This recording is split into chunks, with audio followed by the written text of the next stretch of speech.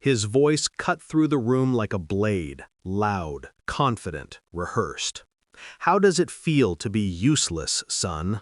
A laugh followed, sharp, cruel, echoing off the marble like it had been waiting for this moment. I didn't blink. Everyone else did. My wife stiffened beside me. Her mother shifted uncomfortably. The cousins exchanged glances, unsure if this was a joke or an execution. But I stayed still, and that stillness frightened him more than my anger ever could. I watched him, my father-in-law, the self-made king of the family, basking in his imagined superiority. His glass of imported whiskey dangled loosely between his fingers, as if he believed gravity, too, worked for him. He expected me to crumble. He expected my silence to mean defeat. But silence has never meant surrender for me. Silence is where I calculate. Silence is where I watch people expose themselves. And he had exposed himself beautifully. Because just minutes before he humiliated me, I had seen something on my wife's phone, a reflection, a message, a name I knew too well, a crack in the facade, one I had waited months to confirm. I exhaled slowly, my heartbeat steady, steadier than it should have been for a man whose life had just been publicly questioned. He laughed again, waiting, hoping to see me fall apart. Instead, I simply said, "Feels great, since I just stopped investing in your company." His smile froze mid-air, his fingers tightened around the glass, and the room, every breath in it, went still. He didn't know it yet, but this humiliation belonged to him, not me. My fall had already happened. Now it was their turn. It began 3 months earlier. A message, harmless, ordinary, too ordinary. A man named Zishan texting my wife at midnight. "Let me know when he sleeps." At first I thought it was a work matter, a simple miscommunication taken out of context. She worked in media. Late-night texts were normal. But something inside me, some quiet creature, shifted. Not in anger, in awareness. A warning. The next signals were softer, subtle. A call she declined when I entered the room, the nervous way she locked her phone, the sudden excuses, the late meetings, the coldness that grew like a shadow behind her smile. I asked nothing. I never do, because people tell the truth when they think you're not looking.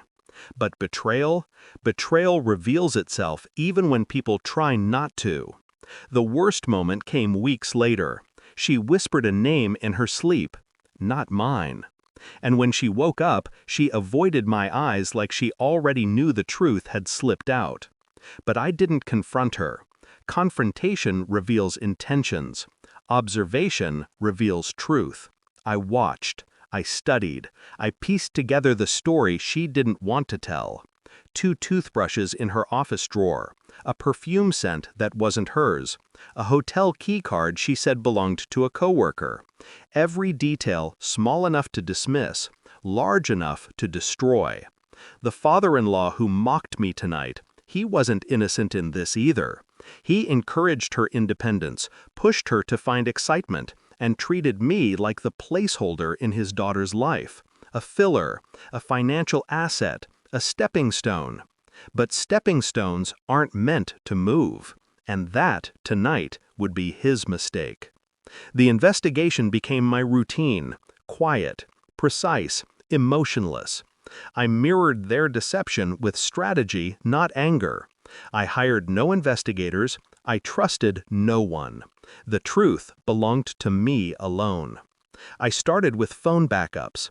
She had forgotten her Apple ID password was saved on my laptop.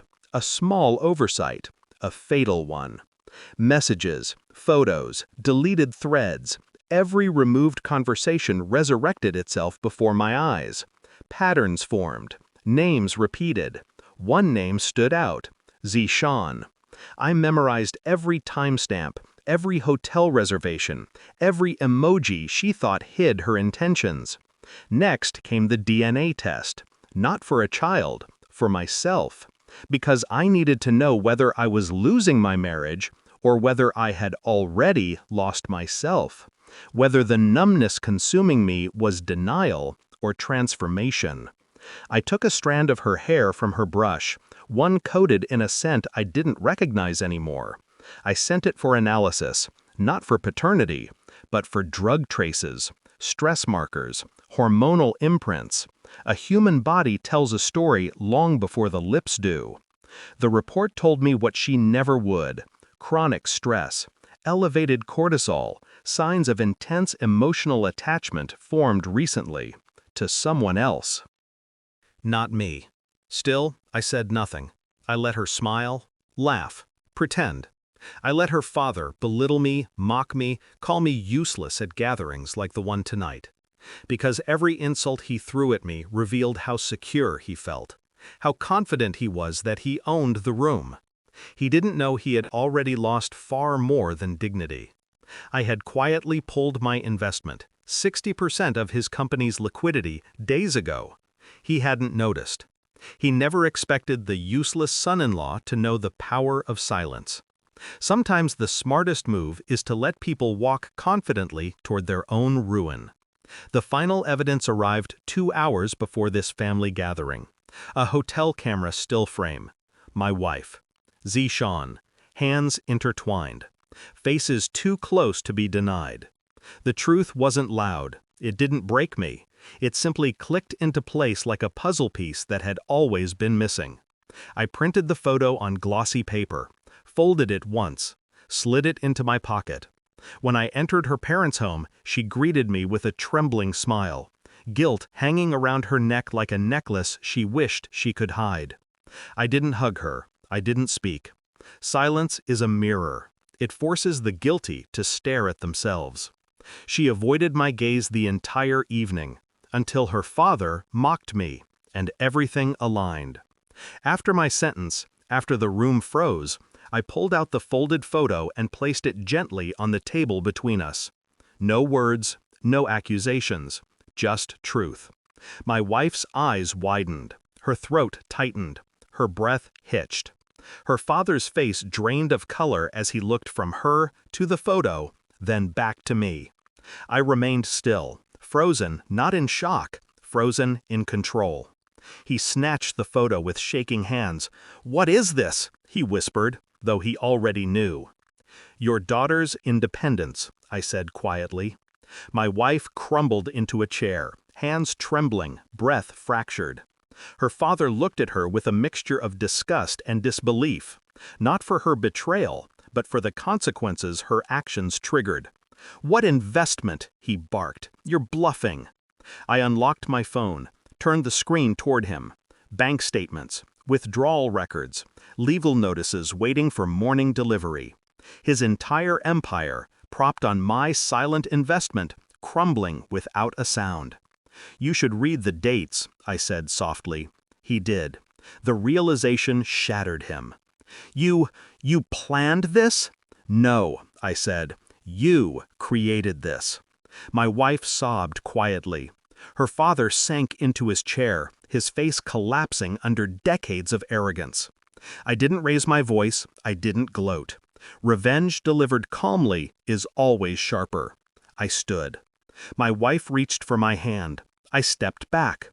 There was nothing left to save. Not trust, not love, not memory. Just truth. Cold and undeniable. Her father stared at the floor like a king who finally realized the throne was made of sand. I walked toward the door, each step lighter than the last. No one followed. No one spoke. The silence I left behind was louder than any confrontation could ever be. At the doorway, I paused, not for them, but for myself. For the man who had once believed loyalty was enough. It wasn't. Some truths break you. Others rebuild you. Tonight, I learned the difference. I didn't look back. I didn't need to. My final thought was simple, quiet, brutal. Being useless never hurt me, but being necessary destroyed them.